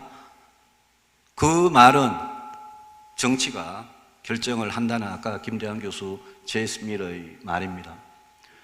이 성장과 분배에 관해서 국회에서, 정치권에서 많은 논란이 있습니다. 뭐 부자 정세라고 욕하고, 뭐 서민 정세라고 또 그러고, 그 다음에 뭐 포퓰리즘이다 그러고, 예? 뭐 막 정치 국회에서, 정치권에서 또 대통령을 상대로 야당이 막 이렇게 싸우는 것 중에 상당 부분이 오늘 이야기한 주제하고 관련이 되는 겁니다. 되는 건데, 세금 같은 문제는 저는 중부담 중폭제 이야기하면서 재정개혁을 하되 나중에 필요한 부분은 국민들한테 양해를 구하고 국민 개세주의를 가면서 증세를 할 수밖에 없다. 증세를 하는데 세금을 어디서 뭘 거둘 거냐는 그거는 또 결정할 문제입니다만은, 근데 여기 많은 부분들이 국민연금 개혁 같은 것만 하더라도 제가 진영을 넘어서 합의의 정치를 하자, 미래를 위해서 합의의 정치를 하자는 게, 이게 어느 한쪽에 맡겨놓으면 정치권에서는 서로 정쟁, 정치적 싸움의 도구가 되기가 굉장히 쉽습니다. 그런데 국가적으로 보면, 길게 보면 5년마다 바뀌는 정권은 아무것도 아닌 겁니다. 국가적으로 보면 성장이고 복지고 우리가 가야 할 방향이 있고, 그 방향에 맞는 개혁, 국민연금 개혁 같은 거 어떻게 할 거냐. 근데 국민연금 개혁은 박근혜 정부도 문재인 정부도 그냥 진짜 핫포테이토 뜨거운 감자라서 그냥 안 건드리고 그냥 가는 겁니다. 5년마다 재정 재계산만 하고 국민들 앞에 1년에 한 번씩 그냥, 예? 신문에 그냥 이게 뭐 언제 없어진다 뭐 그것만 하고, 대한항공, 예? 스튜어드십 코드 뭐 이런 거 할 때 국민연금 수익률이다, 스튜어드십 코드 뭐 의결권 행사하는 게 좋으냐 이런 것만 하고, 그러고 우리는 그냥 그러면서 이제 1년 이렇게 지나가는 겁니다. 그래서 세금, 아까 복지와 세금과 국가 채무, 이 세 가지 관계에서 진보든 보수든 어느 쪽이든 피할 수 없는, 길게 보면 피할 수 없는 그런 목표와 전략과 거기에 필요한 개혁, 이런 거를 해야 되는데, 그거를 지금 서로 못하고 떠넘기고 제 잘못이야 이러고 이렇게 국민 앞에 고발하고 비난하는 그런 정치에 빠져 있으면 앞날이 굉장히 이제 캄캄해지는 겁니다. 그래서 국회에서 저런 걸 어느 선에서 어떻게 합의를 해서 누가 문제 제기를 하고 어떻게 할 거냐에 대해서, 국민연금 같은 경우에 저는 문재인 대통령께서 이 정부가 이대로 가면 국민연금이 이렇게 됩니다. 내가 대통령 선거 때는 소득 대체율 50% 이야기를 하고 부담을 올리지 않겠다고 이야기했지만 그거는 죄송하게 됐다고 이야기하고, 야당한테 국민연금 개혁, 공무원연금 개혁 이런 거 같이 하자라고 이야기하면 저희들 안 할 이유가 없지 않겠습니까? 거꾸로 야당도 마찬가지죠.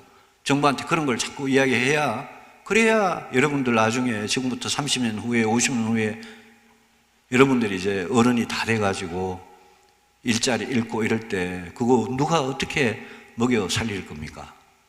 그래서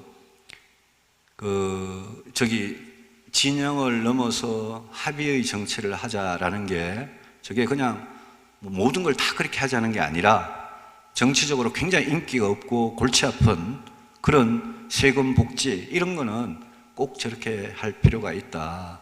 그런 말씀을 드리고, 여러분들도 그렇게 좀 책임 있는 이야기를 하는 그런 정치가 올 수 있도록 좀 도와주셨으면 좋겠습니다. 제 말씀은 이걸로 줄이겠습니다. 고맙습니다.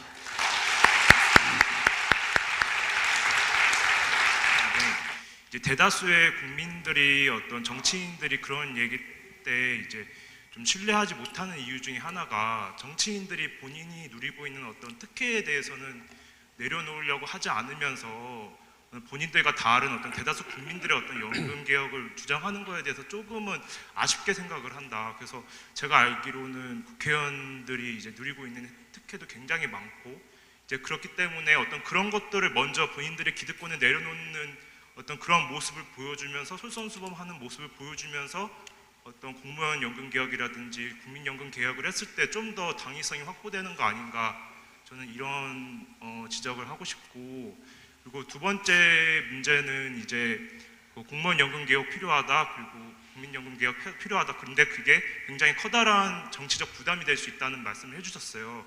제가 알기로도 러시아 이제 푸틴 대통령도 이제 굉장히 지지율이 고공행진을 하다가 이제 공무원 연금 개혁을 건드리면서 지지율이 굉장히 수직 낙하하는 걸로 알고 있거든요. 근데 이제 유승민 의원님이 생각하시는 어떤 그런 국가 재정 개혁을 하기 위해서는 먼저 이제 권력을 잡으셔야 되잖아요. 근데 제가 알기로는 이제 아직까지는 물론 저는 이제 유승민 의원님 좋아하지만 지지율이 많이 나오지 않은 걸로 저는 알고 있어요. 그래서 아까 복지대학원장님께서 어떤 소신 있고 어떤 포퓰리즘에 흔들리지 않는 모습이 굉장히 좋다고 말씀하셨는데, 저는 먼저 이제 권력을 잡기 위해서 국민들이 본인에게 어떻게 하면 더 지지를 보낼 수 있는지에 대해서 먼저 고민을 해보시고, 그리고 이제 권력을 잡으신 다음에 이제 본인이 생각하시는 어떤 그런 이상적이라기 그렇지만 본인이 생각하는 어떤 그런 정책을 펼치는 게 다 이해했어요. 네, 한지에 대해서 두 가지 정도 질문이 있는데 네. 그거에 대해서 어떻게 생각하시나요? 감사합니다. 네. 국회의원 기득권이라고 그러셨는데, 만약 근데 이 국회의원들이 국민 세금에서 받아가는 걸 뭐 세비라 그러는데 국회는 급여겠죠. 그게 과도하다라고 만약 생각을 하시면 또 일정 부분 그런 부분이 있어요. 그거는 저는 뭐 줄이는 거는 뭐 국회의원으로서 저는 뭐 반대할 일 없다고 생각하고요. 연금하고 관련해서는 국회의원들은 연금이 이제 사라졌습니다. 아직도 많은 국민들이 국회의원들이 무슨 연금을 받는 걸로 착각을 하시는 분들이 있는데, 20대 국회의 국회의원부터는 연금은 완전히 없어졌습니다. 그리고 저도 국민연금 가입자입니다. 저도 국민연금 가입자이기 때문에 저도 다른 국민들하고 똑같이 국민연금을 내고, 그래서 또 국민연금이 어떻게 되느냐, 저도 똑같은 연금 가입자로서 관심이 당연히 있는 거고요. 국회 전체가 쓰는 예산, 또 국회의원이나 보좌진들이 받아가는 급여, 세비 이런 거를 줄이자. 그거는 뭐 저는 국회의원들이 여야 합의하면 언제든지 할 수 있냐고 생각하고 동의를 합니다. 이 공무원하고 국민연금을 개혁하자 이러면 진짜 저항이 진짜 심합니다. 심하고 그런데 제가 아까 말씀을 못 드린 것 중에 여러분들 지금 아는 대부분의 복지 프로그램은 공무원연금은 이승만 정권 때, 나머지 상당수 대부분은 박정희 정권 때, 또 최저임금이나 국민연금은 전두환 정권 때, 그 다음에 기초연금은 노무현 정권 때, 고용보험은 김영삼 정권 때 도입이 된 겁니다. 그래서 노무현 정권이 도입한 기초연금을 제외하면 우리나라 대부분의 복지 프로그램들은 보수 정권이 도입을 한 겁니다. 그 이후에 물론 개정하면서 발전이 되어 왔죠. 그런데 지금 보수 정권이 저런 복지 프로그램의 개혁에 대해서 소극적이거나 이런 거는 저는 자기들의 오랜 전통을 생각하면 그래서는 안 된다고 생각하고요. 오히려 이제 진보 정권이 아까 국가 재정 세금 부담, 국가 채무 이거를 좀 생각하면서 복지를 하자라는데 진보 정권이 좀 거부감을 갖고 있는 거죠. 그쪽은 좀 더 많이 쓰자는 주의니까요. 이거 굉장히 힘든 건데 이런 거죠. 국민연금 개혁을 주장하면 국민표가 없어지겠죠. 그죠? 근데 국민연금 개혁을 주장하는 게 그게 꼭 정치적으로 저는 나쁜 건지는 잘 모르겠습니다. 왜냐하면 다수, 특히 20대, 30대, 40대, 지금 젊은 층들은 국민연금 자기 받을 수 있을지 없을지도 모르는 분들이기 때문에 그 젊은 층한테는 국민연금을 개혁해서 2057년에 연금 자체가 사라지고 그때부터 그날 그해 세금 낸 걸로 연금 주는 조금 쥐꼬리만큼 주는 이런 시스템으로 가야 된다 그러면 그거는 노후가 굉장히 불안할 거기 때문에 저는 뭐라 그럴까요? 저는 이것도 국민들이 얼마나 이걸 정확하게 아느냐에 따라서 정치적으로도 저는 한번 도전해 볼 만한 주제라고 저는 생각을 합니다. 집권하고 난 다음에 이제 하라고 그러셨는데 맞는 말씀이고요. 맞는 말씀인데 우리가 5년마다 대통령을 뽑는데 저는 뭐 제 정치적으로 남은 도전이라고는 그거 하나밖에 이제 안 남았습니다만은 5년마다 대통령을 뽑는데 우리 국민들이 저는 약간 이렇게 학습을 계속해 나가고 있다고 생각합니다.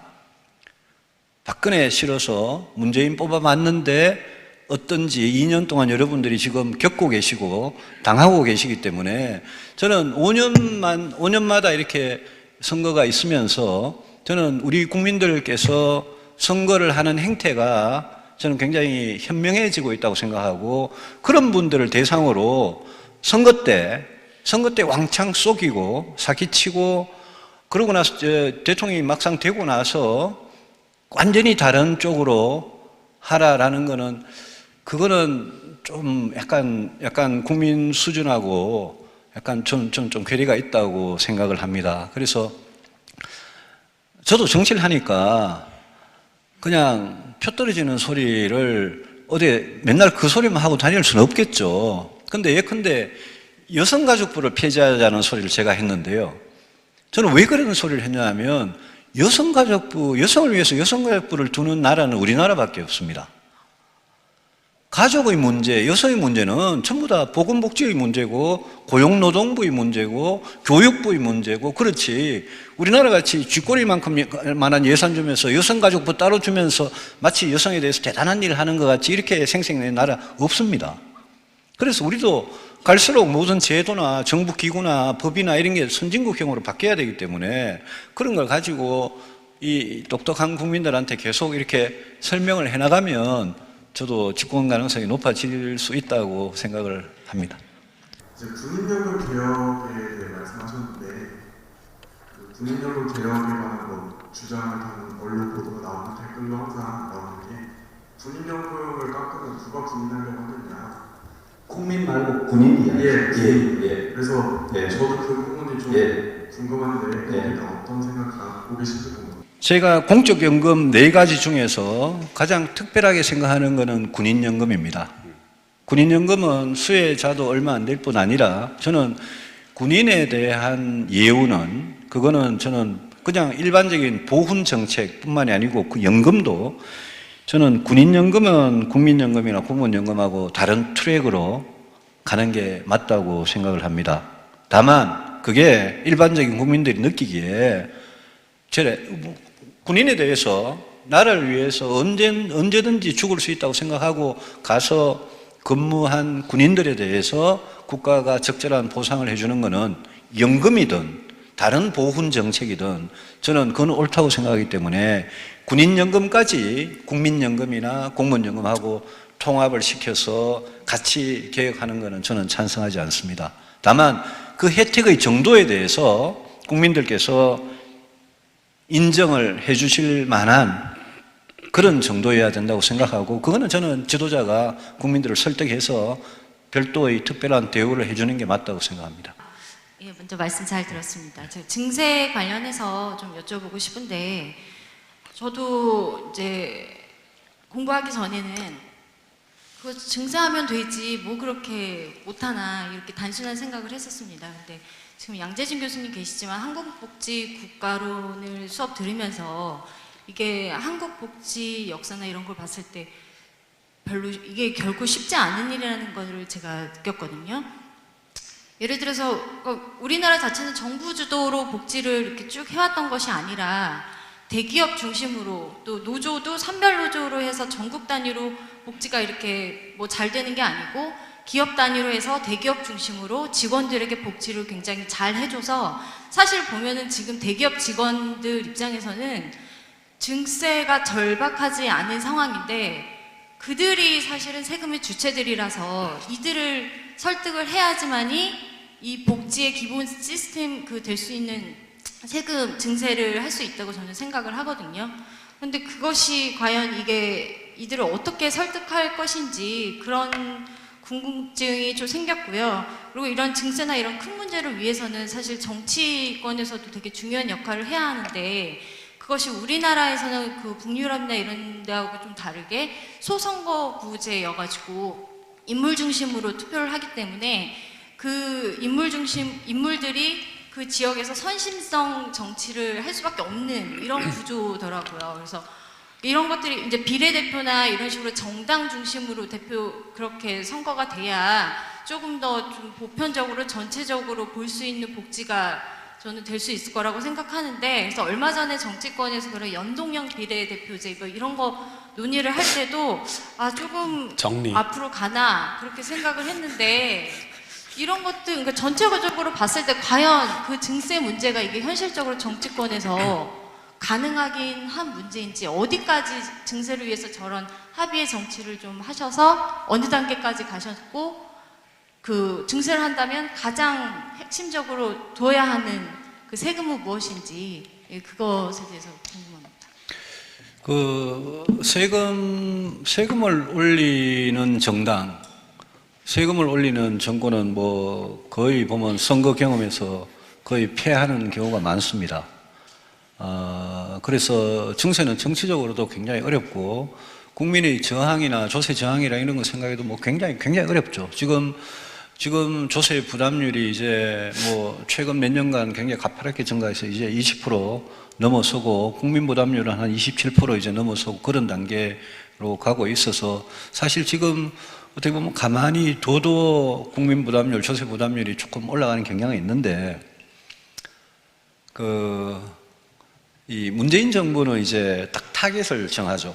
타겟을 정해서 부자 상위 1%, 상위 5% 거기다가 이제 소득세 더 올리고 거기다 종부세 올리고 이런 식으로 이제 타겟을 대기업, 기업도 딱 대기업 이렇게 골라가지고 타겟을 정하니까 그거는 이제 그 뭐 일종의 뭐 그걸 갖고 핀셋 증세라 이렇게 표현하는 사람도 있습니다만은 그거는 정치적으로 굉장히 좀 뭐랄까요 이렇게 계산된 증세죠.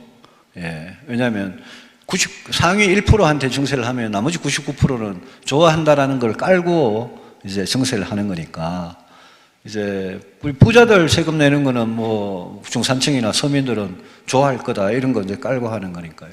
근데 아주 고소득층한테 소득세율을 올리거나 또 굉장히 규모가 큰 대기업 일부 대기업한테 법인세를 올리거나 이거는 그래봤자 복지에 필요한 재원을 마련하기에는 턱없이 부족합니다. 곧 그런 시기가 이제 곧 옵니다. 지금은 작년, 저작년 뭐 세수가 많이 거쳐서 관계없는데 이제는 한계가 이제 곧 옵니다. 그럼 결국은 복지 지출을 늘리기 위해서는 결국은 국가 부채로, 그래 미래 세대의 빚으로 떠넘길 거냐, 아니면 현 세대의 세금으로 갈 거냐, 이 선택을 해야 되는데 굉장히 어려운 문제입니다. 굉장히 어려운 문제인데 그게 이제 공무원연금 개혁 2015년에 했을 때 같이 그런 걸 가지고 합의하자는 겁니다. 그런 걸 가지고 소득이 조금이라도 있는 사람은 소득 면세점 이하 지금 세금 안 내는 분들도 소득이 조금이라도 있으면 5,000원이든 10,000원이든 세금을 내도록 하자. 국민 계세주의 원칙이죠. 그 다음에 세금을 올리면 이제 부가세에서 올릴 거냐, 법인세에서 올릴 거냐, 뭐 그냥 개인 소득세에서 올릴 거냐, 그 선택도 필요한데 저는 뭐 그럴 경우에는 법인세도 예외가 아니라고 생각합니다.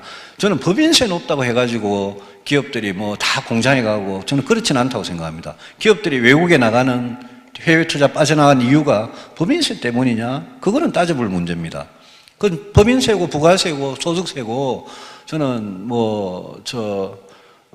성역이 없다라고 생각을 하고 이런 정세에 대해서 합의를 하려면 이제 좀 젊은 세대들이 저걸 정세 안 하면 나중에 여러분들 국채를 얼마 전에 그 신재민 사무관 폭로 아시죠?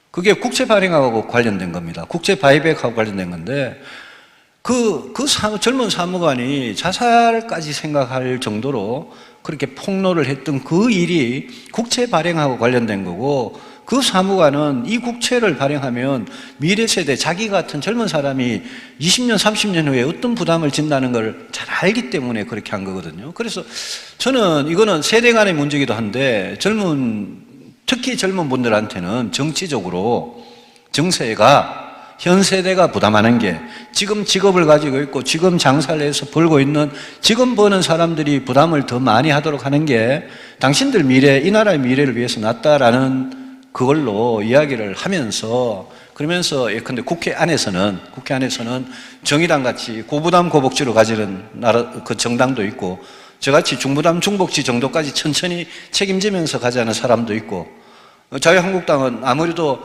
저부담 저복지에 될 수 있으면 머무르려고 하고 그런 정당들이 섞여 있는 데가 국회이기 때문에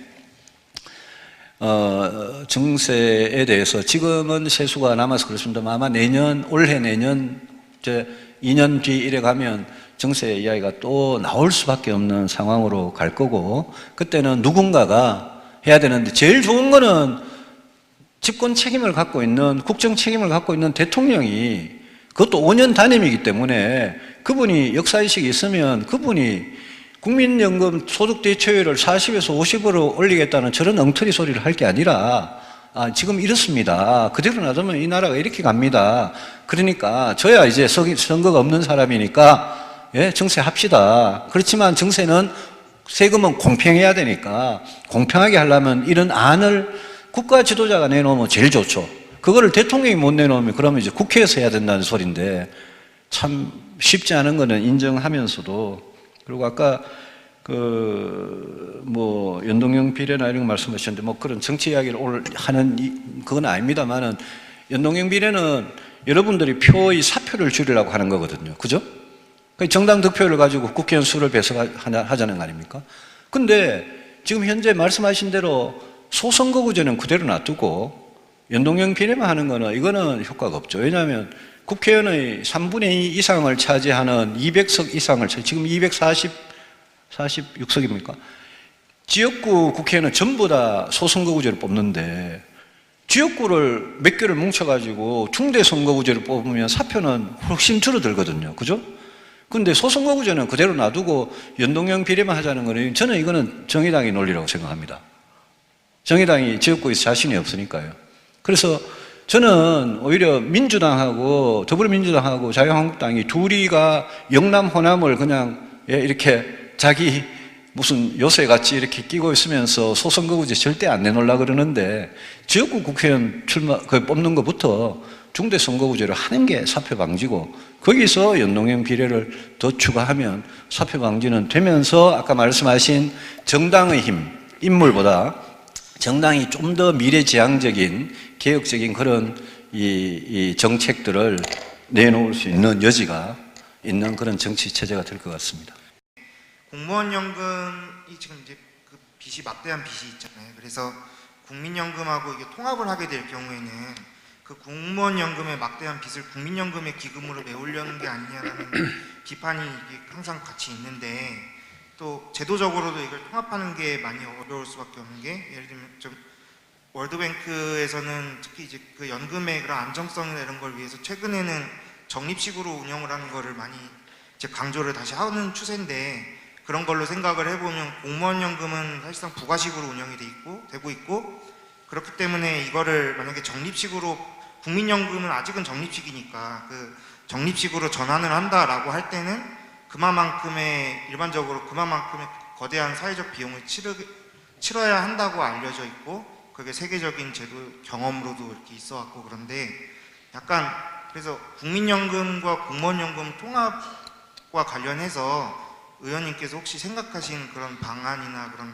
어떤 절차로 이루어진다라든지 이런 게 있으신지 혹시 좀 여쭤보고 싶어서 질문드렸습니다. 이거를 통합을 그런 우려가 있다는 거는 저도 잘 알고 있습니다. 공무원연금은 지금도 계속 적자를 보전을 이제 여러분들 세금으로 해주고 있지 않습니까? 그죠? 매년. 그래서 그 보전해 주는 거를 좀 줄여보자고 2015년 개혁을 반쪽짜리 개혁을 겨우 했던 거고요. 지금 또 더 이상 더 개혁해야 되는 못하고 있고, 국민연금은 지금 당장은 2057년까지는 적자 문제는 아무 문제 없다가 아까 그래프에서 보셨지만 거의 포물선으로 쭉 떨어지는 것 같이 2057년 지나면 이제 완전히 없어지고, 만약 연금 수익률이 작년같이 뭐 주식 투자 이런 거 했다가 자산 운용 수익률이 마이너스 0.9% 일어나오면 그거는 더 빨라질 수 있겠죠. 이 고갈되는 시점이. 근데 전체적으로 통으로 놓고 보면 한쪽은 어차피 세금 보전해주고 있잖아요.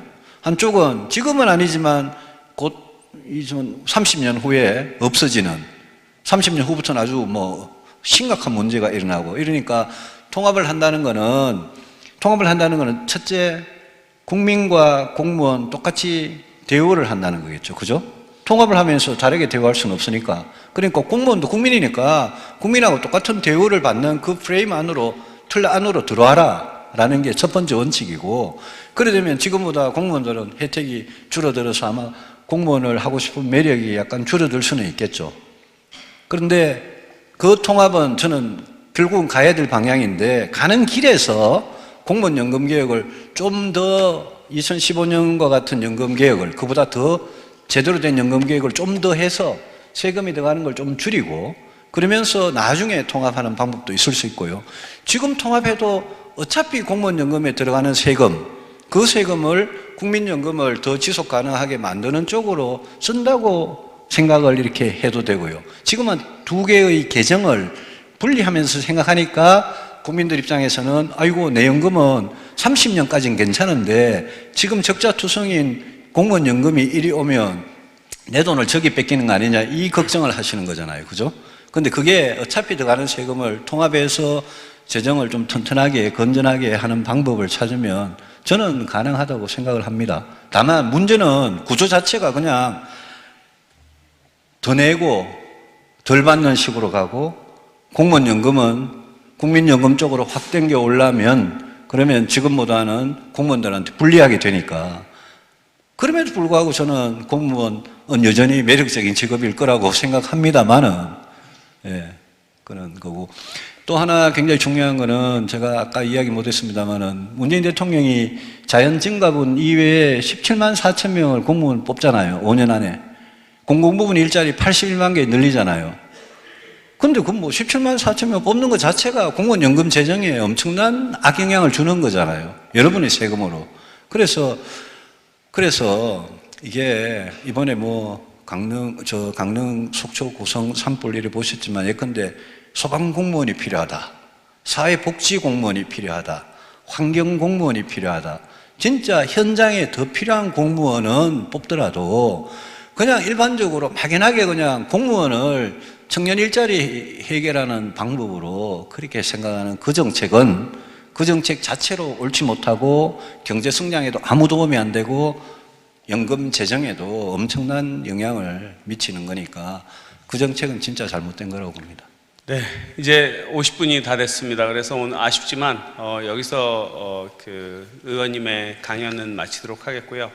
TV 토론에서 저 개인적으로 느낀 건데, 어떻게 그 모든 주제에 대해서 저렇게 논리 정연하시고 생각이 깊으신가 하는 그런 생각을 했었는데, 더불어 생각한 거는 참 보좌진은 어렵겠다 하는 그런 생각을 하기도 했습니다.